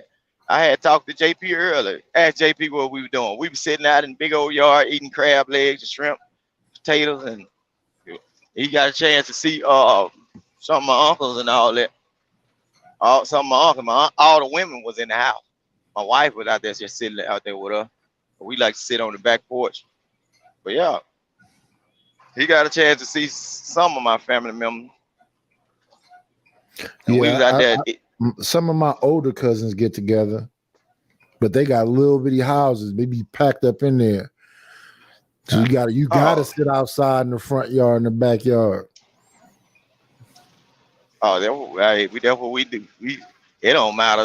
When we decide to meet up as family, it don't matter what house we go to. Like my other aunt, we do this thing when my other cousin come back from Texas all the time because he be out there working and everything. When we all gather up, it be about like 17, 18 or whoever come by. We might get over there at 7 o'clock in the evening or 5 o'clock in the evening and don't go home until like 4 in the morning. Yeah. Barbecuing, smoking meat and drinking and talking about old times and all that. Yeah. The I kids got all and all kind of that. grills over here. Barrel grills, cowboy grills. I got a smoker sitting in this living room. Yep. I had just bought me one. They were laughing at my little smoker I had. I ain't pay that much for it. I just was testing it out because the price of it. But it worked though. But yeah, but down south, that's what we do, man. It's good. You don't have to worry about so much. Well, certain places now. I ain't gonna say it all sweet. It just down here is all about what you get into. It's like less dangerous. And then you know what I'm saying? We got our freedom. We got a lot of freedom. Like people that like nice stuff like cars and all that. You don't have to worry in certain places. You don't have to worry about how much you can buy. You know, certain places tell you, well, no, you can't have this many cars in your yard. You can't do this. You can't do that. You got to do this. Man, no, man. Well, see, y'all can live off the land down there. You got enough land, some orange trees and pear trees and apple trees, and get you a garden going. Yeah, like a lot of the older people, whatever. A lot of the older people and some young people, like a long time ago when I was young, we used to walk through my neighborhood, and then it was certain people that stayed in the area. They had stuff like peach trees, fig trees, and everything. Yeah. And the kids, we used to go, and plum trees, we used to be able to go get them. But since the new generation of people coming about, you hardly get to see that. We still got a lot of people got pecan trees. Some select few. We got they go wild. Like I still can go take my kids and pick berries and like wild berries. Yeah, blackberries, raspberries. Yeah, the blackberry. Yeah. Well, I park my truck here. This berry patch right there. I can just grab them off. See, when we was younger, we'd pick them up and take them in the house, wash them off. Yeah. Make We them don't see pies too much. from 'em, preserves. You know, we used to go slewing and dragging for crawdads and all that stuff. Yep. We go to patches and like get a truckload of apples or pears, and they can them. It'd be like 5 or 6 aunties in the kitchen. Yeah. Cleaning out the mason jars, getting the lids on them. Yeah, that's what we do. That was the main event. Yeah, well, beans, you got people. You gotta find people that's doing it. Like them peas, we still got farmers that will grow a certain amount of crop, like sweet corn. Yeah. The people that is like next door, the farm company that's next door to where I stay at, they do that for like the community. And then some of they'll give it away. They got like certain fields, they'll hide a patch of sweet corn, right? And when they harvest that corn enough that they don't want no more, they'll tell the workers to tell their family members and other people the location of the corn. So, you know, they give back to the community like that. We get all this a lot of stuff fresh grow stuff. easy too. Potatoes and cabbage and greens and tomatoes and onions and garlic. You can eat. People talking about if you can't get to the store, you got to have a garden. Well, look, a lot of the people that didn't buy nothing but like out here maybe meat and stuff, because as far as like fruit and all that stuff that's canned and preserves, and then whatever's in the garden, you don't really need that much meat. In fact, back in the day, we ate less meat and more vegetables and corn and other stuff. Now folks are eating a gang of meat and probably hardly no vegetables. Right. Like that, a lot of time I get hold to a lot of like fresh stuff that people that are homegrown. I get it from farmers. Some guys I know might work on like catfish. I can get catfish for almost free, but I pay the guy to bring it to me or whatever.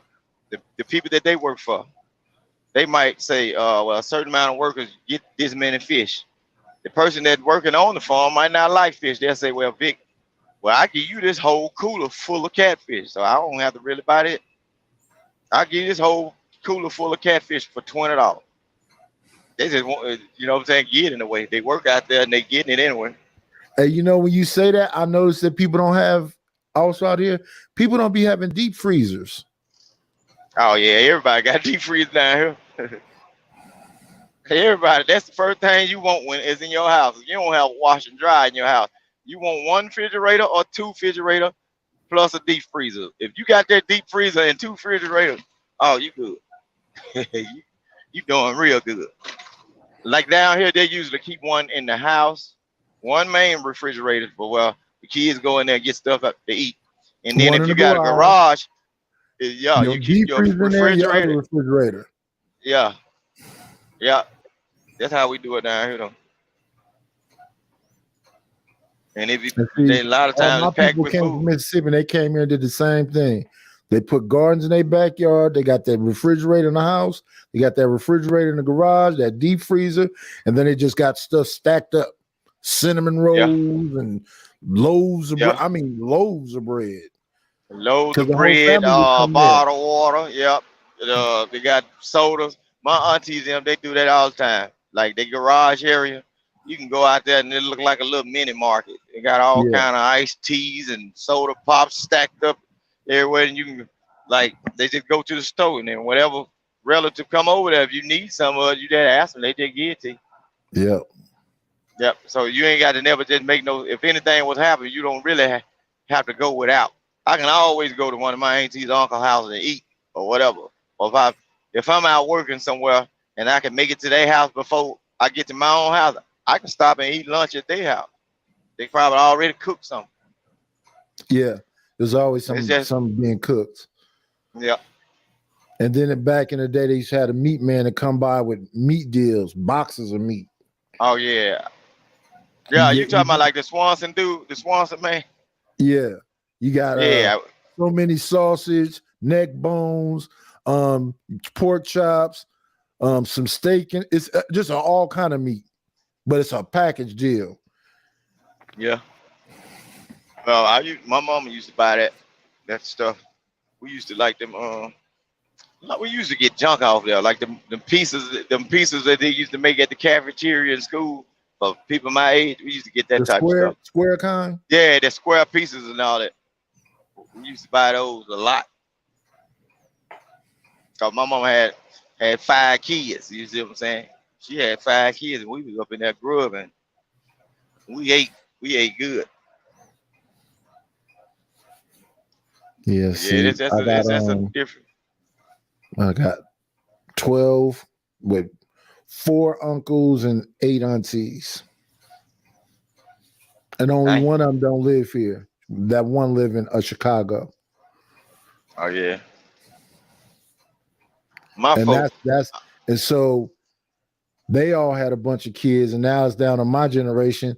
I had 3, and most of my cousins got about 3 and up. So it's a bunch of us out here. But since the big mamas passed away, there don't really be that many real family reunions. It'd be like the cousins might get together reunion, and every now and then we can get the whole family together. But usually it's like the auntie reunion. It's not like my grandmother reunion was all the aunties and all my uncles. So people was all outside the house, all in the backyard and everywhere, because there's so many of them. Yeah. So we started having to go to a park or something. I hadn't been to no family reunion lately, but like a couple years ago, when my family did, they started getting in touch with each other on the Facebook, right? And then they started like a list. They were trying to go back and find what some people was and all that. I found out there's a lot of them in Arizona. A lot of my people in Arizona, some in California. We were supposed to have a family reunion in California one year. Man, that's too much. I don't be caring too much for that. That's too much right there. All that deep going back, boy. It's people. Some all up in Chicago. Tennessee area is the main area where our folk branched off from, and they just went everywhere. And in the north, I actually met somebody I worked with in the north, and we had the same last name. And he was talking about some people I knew down here. Yeah, I think small world. But yeah, we still do a whole lot of traditional back in the day type stuff, man. All that new up to date stuff that like a lot of people come on the internet and talk about a lot, listen. It sounds like they getting it. The younger people, they getting information out of a book or something. Because a lot of this stuff ain't even like what they talking about, or they detached from family, or they learning whatever they learning from their friends. So, but it is what it is. They cooking us in the chat. Oh, you talking about They talking about you sound like a senior citizen. Oh man, I tell you, I raised around older people. Look, chat. When I was coming up, my uncles them were older. They weren't teenagers raising me, helping raise me. My mom was grown. You know what I'm saying? It wasn't no kids. A house full of kids just having babies. And when you go over your auntie house, she ain't that much older than your brother. Your older people was older. And then even my I think he was born in 1811 or something like that. Yeah. You know what I'm saying? So my folks, and then my mama and them say he was old when he had them. You know, and he raised all the children. So it is what it is. I just grew up around older people that try to teach you how to do something. And, you know, it ain't like today. My relatives, it wasn't no kicking it with the kids. Whatever they were doing in the kitchen and talked about, you had to get out of there. You couldn't be a part of it. You go outside in that sun and have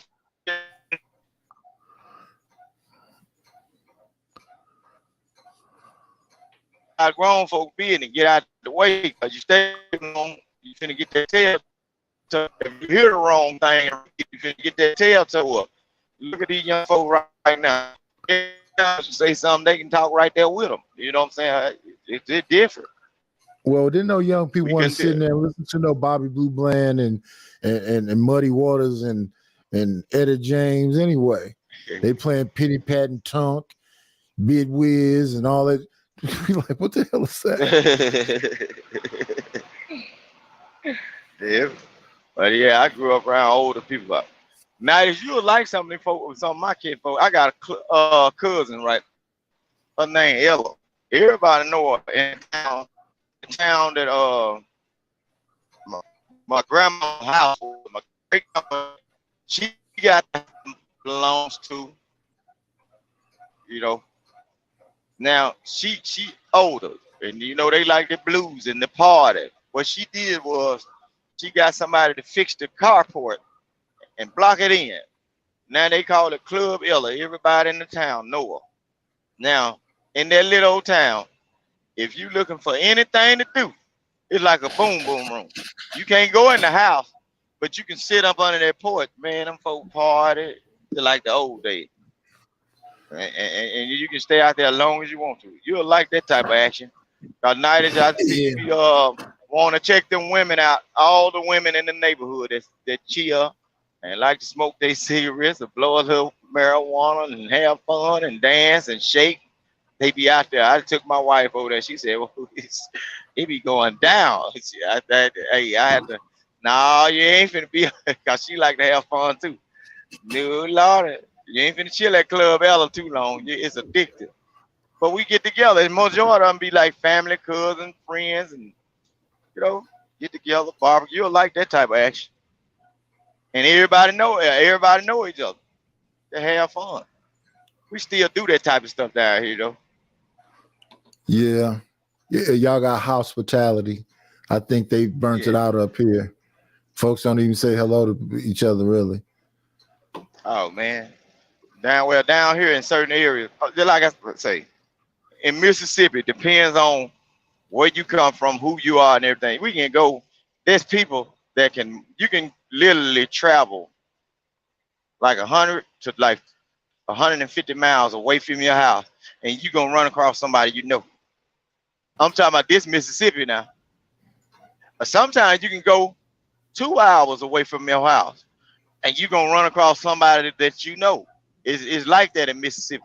Mississippi people can't go nowhere in Mississippi without knowing somebody, or somebody knows somebody that know you. Yeah, this is a little bitty town. I think everybody kind of know each other, but you know, people come and go, be moving in, you know, big amounts, and it's changed. More recent time, it changed up a lot. Back when I was younger, yeah, everybody knew everybody. Right. But now everybody like moves on the outskirts, so people move to like Tracy, Stockton, Modesto. A lot of people went to Texas. Yeah. Yeah. It's So something. now there's a bunch of new people here. Yeah. Well, look, this is what my town do. They got a thing called a mega reunion. It's like you ain't gonna never miss out on seeing people that you know. They got a mega reunion. Now, what this function do is everybody that went to this high school that graduated, it don't matter what year you graduated, they set up the football field. They set up the football field, the training field, and everybody from every class go out there, set up tents, they barbecue, they get together, they get to see the people that they went to school with, they get to interact with the people, kids and everything. It don't matter where you stay. Look, it's like thousands of people come back in. And that's how we keep in touch with people.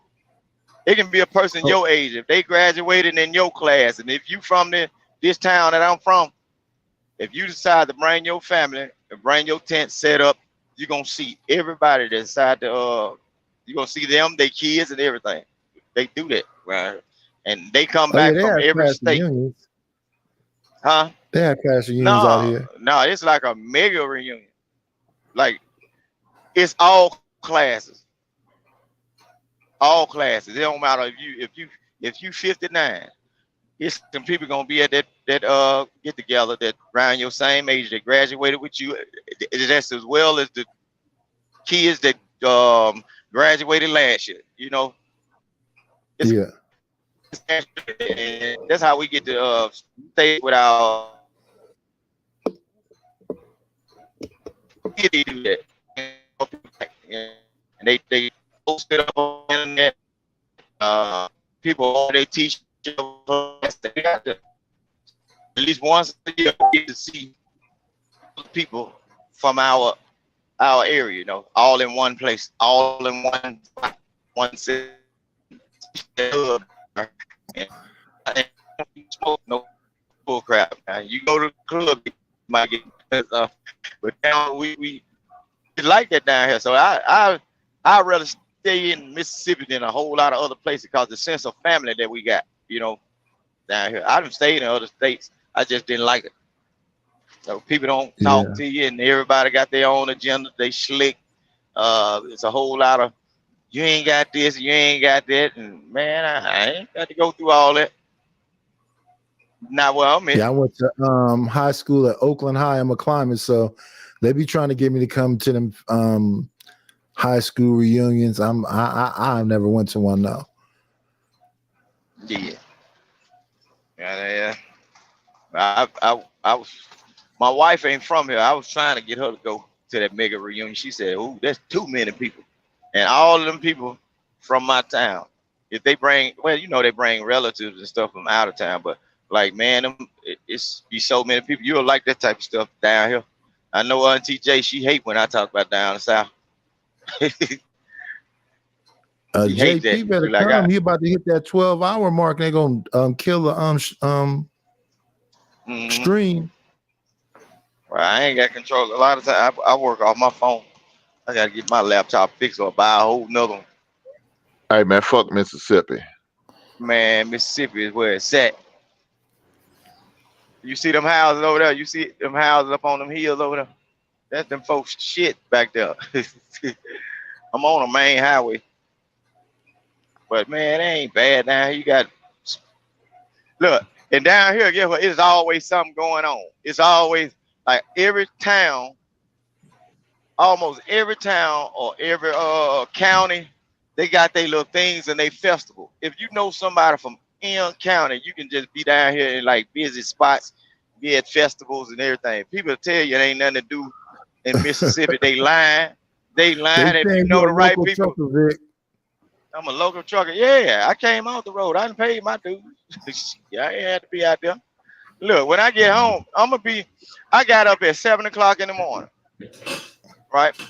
And I took the load down here. I'm on my way back. Once I fill this truck up again, at 1:18, I'll be done. And I can be free to act a fool on the internet all night with y'all. See, my job done. For y'all, they got to spend all y'all time at work all day with somebody standing over his shoulder. Hey, y'all chose to do that. I told you, I can get up when I want. If I wanted to go take this load at 9 o'clock in the day and be back a little later in the evening, when I get back home, I'm done. And free to be on the internet acting a fool. See, I got full control over my life and what I do. You see what I'm saying? I'm living a good life. I'm all right. And I ain't got to clock in. And the guy, look, I don't have to talk to nobody until Friday. Friday and Sunday, when I go pick up the truck after it been serviced, and Friday when I go get that money. You see what I'm saying? I don't even have to talk to nobody about what to do, how to do. I don't have to ask nobody, can I go take a break? I don't have to ask nobody, can I go use the bathroom? I can literally like stop and park this truck anywhere, go to the restaurant and eat, sit all day. It ain't my fault. Do you drop the whole bed off, or do you have to unload?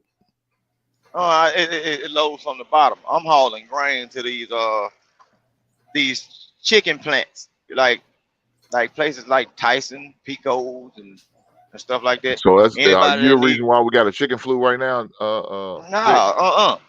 Man, you can't even go. Look, you can't. They don't even want you. They don't even want you at that place. If you like a person own chicken, like at them places, if you are around chickens and everything, or you own chickens at your own house, they don't even want you at that facility. The people that even work there have to sign a form that they can't be around people that own. No, man. Got some good news, man. Wow. I found how to hook my grill up to my hot dog cart. I'm gonna go pick it up now. It's a TV mount. The TV mount, you get like when I'm done with it, I get to close it back up and put it on my, like just move it to close it. Then when I'm using it, all I gotta do is pull it out. That's slick. I'm gonna have two grills on there. One flat top. I already got the one with the grill. Yeah. So that was up. Heck yeah. Then I'm gonna put some neon lights all around it. I'm gonna dress it up real nice. Yeah, you're gonna have to. You're gonna have to have some a little track. You know what I'm saying? Get you a little speaker. Don't play the music too loud, you know. Get you some soft music. Don't play jazz. Jazz is good evening music. Yeah. JP ain't gonna have no damn music playing. He gonna be playing these goddamn YouTube podcasts on shit. That's what he gonna have playing. No, well, man, I'm gonna be recording. Hey, look, he gonna make his customers listen to his damn YouTube podcast while they try to get the no, because the music draws attention, but I might gotta play some music that it won't have no copyrights because I'm gonna be recording. Well, hold on, JP, don't be trying to do all that while you trying to make the people the food now, big brother. You gonna try to do a live stream while you trying to cook the food? No, I got a tripod. I just be recording. Oh, okay. But you worry about the music being played. Yeah, I got to get like some music that's not copyrighted. Yeah. Well, if you playing jazz, if you get some instrumental, you should be fine because you're gonna be pretty much talking over it. So you don't have to hear no words or nothing. I don't know. Don't hold me to it, but I would think it'd be okay. Or just find a copyright-free music. Yeah, copyright-free you're gonna always have a break in between people coming to buy and exchange money for you know what I'm saying? So you're gonna always be able to talk. Unless them hot dogs just get so good to where them folks just coming, boy. Cause that serving food. Why does he go left like that? Man, we confident. Get it, boy. I feel so good about it. That means you ain't gonna be on the stream with us all night. JP talking that shit now. You're gonna be up working. You're gonna be up working. You ain't gonna be able to talk shit all night on streams now. Yeah, I'll still be able to talk my shit. Then I got my cousin. She gonna be working with me. Oh shit. Okay.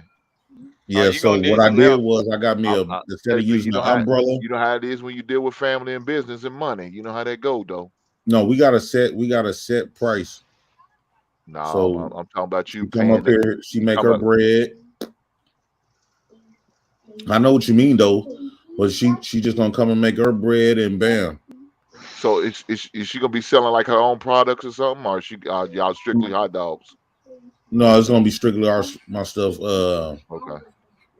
It's gonna be days where I could probably put some biscuits and gravy, because right now I got like the regular grill, but now I'm gonna get a flat grill that I could put on there. So for different type of, for different type of venues, just in case they get tired of the hot dogs and brats and stuff, then I could either do biscuits and gravy, all kinds of stuff.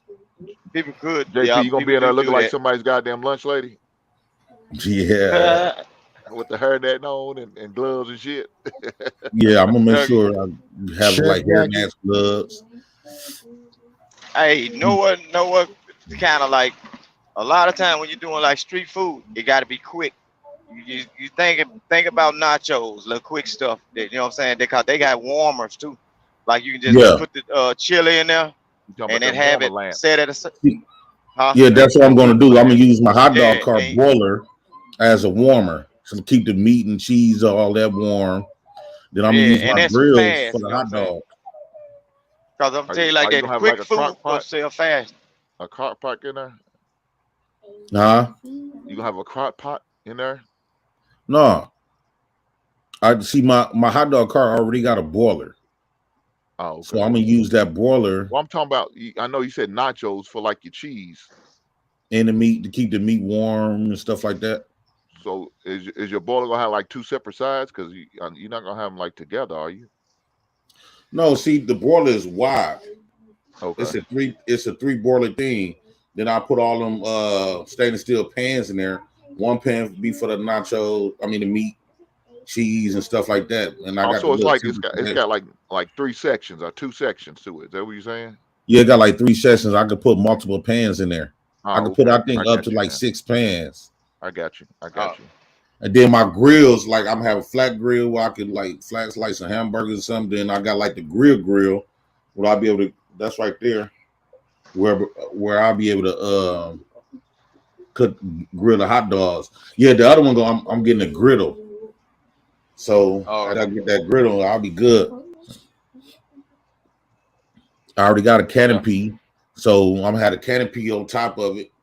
I'm gonna make a thumbnails. That's gonna be my logo. Then I'm gonna get some neon lights put all around like my canopy. The where I get the thing at painted on that. I'm putting neon lights around there.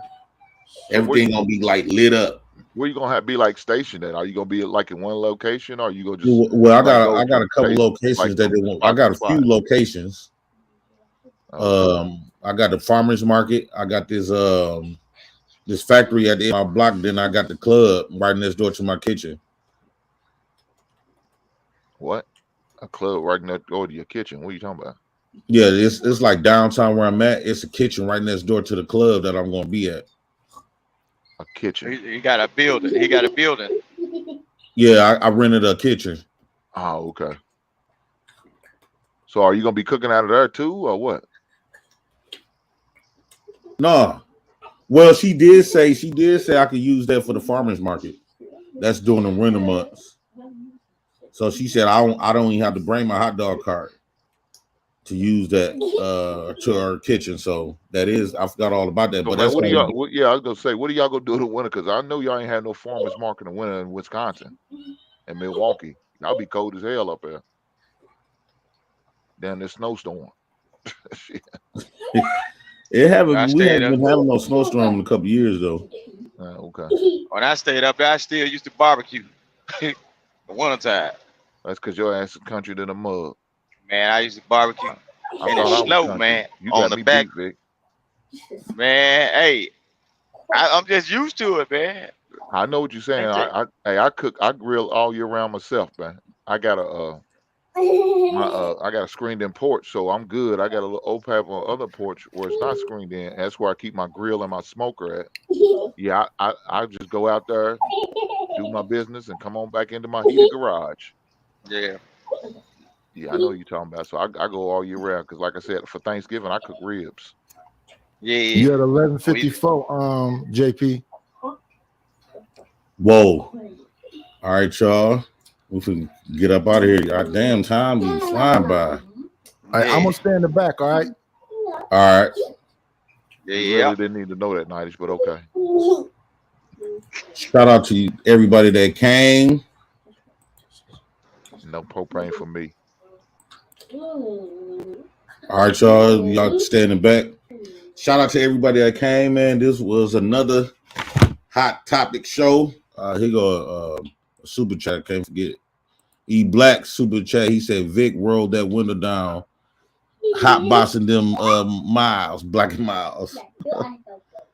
Shout out to E Black. Thank y'all for coming again. We're gonna do another show tonight. I'm trying to call Tammy, see if she want to come in so we can review the Kendra G show. What's up, y'all? So we can review the Kendra G show, and we're gonna get that going on. And I'm already planning another show with Judge O'Brown. Judge O'Brown. So we got all of that stuff in the making. Shout out to everybody that came. Love y'all. Appreciate y'all. Thank y'all for the super chats. Thank y'all for the cash apps. Really appreciate y'all. Shout out to the Black House. We moving forward. Don't be fucking rude. Are you kidding me?